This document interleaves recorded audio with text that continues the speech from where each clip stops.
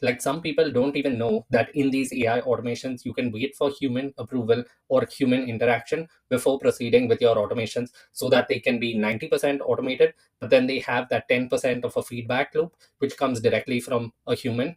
And that's what takes your automations really to the next level. So in this video, we're going to first look at what is a human in the loop system. Then we're going to discuss when to use it and when not to use it. What are the common mistakes to avoid when you are using it? And then we're going to look at a step-by-step process of how you can implement this along with an example. So the four key components of any human in the loop system are first to pause, wherein your automation stops. Then it requests for some human interaction. So the human receives some sort of notification or form. The human makes a decision. They may approve, deny, or provide some feedback input. And then your automation continues. So when do you use a human in the loop system? You usually want to use it when there are high stakes actions like sending money or payments, deleting important data, publishing content to large audiences like on your social media platforms, or any legal or compliance related tasks. You may also use it when you need human judgment, like reviewing AI generated content. This may be again for social media, emails, or anything like that. Handling customer complaints, like if you are automating responses, you don't want to send out like a generic response without proofreading it first, because the last thing you want is negative word of mouth from customer interactions. Whenever you're making any strategic decisions, nuanced situations that automations aren't really designed to handle, these may be complex reasoning tasks or logic control. Another example is when you have quality control issues like approving designs before sending it to clients, verifying data accuracy, or checking marketing messages before sending. So these were a couple of examples we mentioned. And like even in all these cases, you want to make sure that you have good sources, you've proofread it, you've double checked it, and you even want to prevent any hallucinations. We will discuss like more about solving these issues of AI and AI models when we discuss RAG systems. But for now, the golden rule is if you regret it, or even possibly regret it being automatic, you should always add an element of human review. So when do you not use a human in the loop system? First is when you have high volume, low risk tasks like saving data to spreadsheets, sending routine notifications, logging activities, or maybe creating backups. So another example is when you have time sensitive operations which need to be delivered instantly. That's when you wouldn't use a human in the loop system. So if you have any real time alerts, customer support auto responses, or system monitoring alerts. Third is like when it defeats the purpose of automation, right? Like say you have a simple data transfer or a scheduled report. You don't necessarily need a human in the loop system for that. And the fourth is if you're simply being paranoid, like if the actions you're taking are easily reversible and when you can't articulate a real risk, that's probably when you don't need a human in the loop system. The bottom line is don't add friction where it's not needed and trust your automations to run well for low risk tasks. A few common mistakes to avoid when using human in the loop systems is adding too many approval steps. Like I remember when I first discovered this, that you could add a human element to all these AI automations. I wanted to add so many of them pretty much after every step in my workflow. And like it became really annoying, and it's not something that you would really use in a production system. Like it's definitely a cool thing to add to your automations, and they really give it that extra boost by adding the human input and validation, but like you don't want to overdo it. The second is having vague approval requests, which we'll see in an example in a minute. But basically, like for your labels or buttons that you use when you're asking to approve or deny, you want to have clear labels or clear messages. The third is not having any timeout or fallback. Basically, once your automation start, if you don't include a timeout or fallback and you're just waiting for this human input or this human response, which may never come, then that's usually a bad practice and your workflow will remain stuck forever. And that's why a good practice is to set timeout, which may be 30 minutes, 45 minutes, 24 hours, or whatever that is based on your situations. You can also like log the decisions that are made, usually to some sort of permanent storage like a database. It's always good to have audit logs or audit trails for any production systems that you are building. Fifth is like having mobile unfriendly approvals. So if you are using the forms that N8N allows you or any kind of form input, you want to make sure that it looks presentable even on mobile devices. The sixth is having a single point of failure wherein only one person might be able to approve it and they are on vacation. In that case, like your automation would again remain stuck in this like limbo state. And so a solution to that may be allowing multiple people to approve it or having some sort of backup approval system. And last is over engineering too early, which is Like, I mean, and I was guilty of this too, is like when I first found out about this capability, I wanted to build these complex approval chains like before testing out simple ones. So like usually what you want to do is just start simple, have maybe one human in the loop element to your automations. That's only if it's required.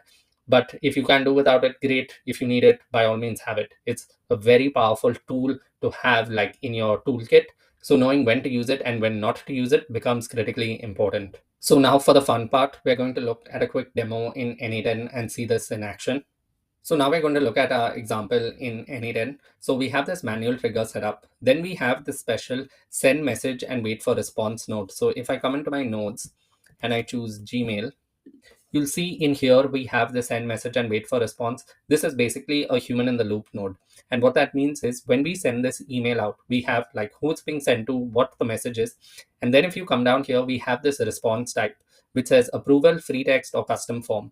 So we're going to look at approval and free text in this example, but you can also use a form as well. And so then we can customize our options, which I'll show you how that works in a minute. But basically you can customize your options. You can add a deny button as well. We'll see all of that. And basically if the human approves it, we have a simple if check condition that if the input is true, we're going to send one message, which is like if it's approved, we're going to say, dear Leo Messi, welcome to Manchester United. And if it's rejected, then we're going to say, we regret to inform you that Messi will not be joining Man United. So let me just execute this workflow. So the email has sent out. Can you see that our automation has not completed, right? Because it's waiting for that element of human interaction. So if I come up to my inbox, hit refresh, you can see we've received this email and it asks us like, hey, Adrian, would you like to approve the signing of Messi to Manchester United? If I click approve, it's going to say action recorded. And if we come back in here, you can see that our if condition evaluated to true. And so it sent us a follow-up message. Inside the follow-up message, we had, dear Leo Messi, welcome to Manchester United. If I come into my Gmail, you can see we've received that response, right? Now we are going to take this a step further and add a deny capability as well. So if I come back into my send message and wait for response, under my response type, we're going to leave this as approval. But under the options here, under type of approval, we're going to say approve and disapprove. And now if we click execute step and hit refresh, you can see that now we have two options, right? To approve and decline. If we hit decline and come back to our automation, you can see that now it will run and execute the false loop. We hadn't executed the entire workflow yet, so this won't happen. But if I click execute workflow, it will send the email. If we come back in here and now hit decline, you will see that we get the action recorded. If we come back to our workflow, you can see that it's evaluated to false because we have this one item. Just to show you our check condition in here, basically we check if the json.data.approved is true, then we will evaluate to the true branch, or this is the part we're going to cover in the next section. So just leave that out for now. But basically, if the first condition is true, it will send the first email saying, welcome to Manchester United. If it evaluates to false, it's going to say, yeah, we regret to inform you that Messi will not be joining Man United. Okay, so now we've seen how we can approve and disapprove. The third example that I wanted to show you is how we can set response. Before we do that, though, one of the mistakes to avoid that we had looked at earlier was to have vague approval requests. So we can always customize the labels that we are sending. So if we come in here, this approve button label, we can customize saying approve signing of Messi, for example, and decline signing of Messi. This is just like a very simple example, but N8N offers you this great customization that you can customize the labels or the button texts being sent out. So if we save this in our workflow and just run that again, now if we come back to our inbox, hit refresh, now can you see how we have like clearer label messages, right? And still they'll behave the same. We've just changed the text in our human in the loop system. So now you can see we have our clearer label messages in here. This is completely up to you what you need to have, but that's basically how N8N allows you to customize your labels, and you can even change button styles. But that's pretty much it for this section. And now in the next section, I'm going to show you how we can update these emails to even include text responses. So now we're going to look at how do we add like a custom text message field to our emails. So if I come into our Gmail node and I change this response type from approval to free text, Okay, and I click save. I save our automation. And now if I hit execute workflow, you can see that our email has been sent. If I come into our inbox, now it says, hey Adrian, would you like to approve the signing of Messi to Man United? And now if I click respond, it's going to open a new tab with this free text response field. So if I type something like, of course, yes, I'd love that, and hit submit, we're going to see that if we come back into our workflow has executed successfully. Now, in our case, like in this if node, we had two check conditions. One was for this json.data.approved, which comes from when we had our previous approve and deny logic. But now what we've done is we've added an or condition. And how we do that is if we come into our if node, earlier we had this json.data.approved, which was basically a binary or Boolean value, which was true or false when we had only approve or deny, right? But now that we've changed that to a text field, we've added an or condition. We can add an or condition or an and condition. And now what we've done is we have this json.data.text, right? Because now we're getting our response in the form of a free text input. So this is a very simple example where I've just used if it contains the word yes, then assume that the sentiment is yes and the answer is yes, but otherwise assume that it is false and the answer is no.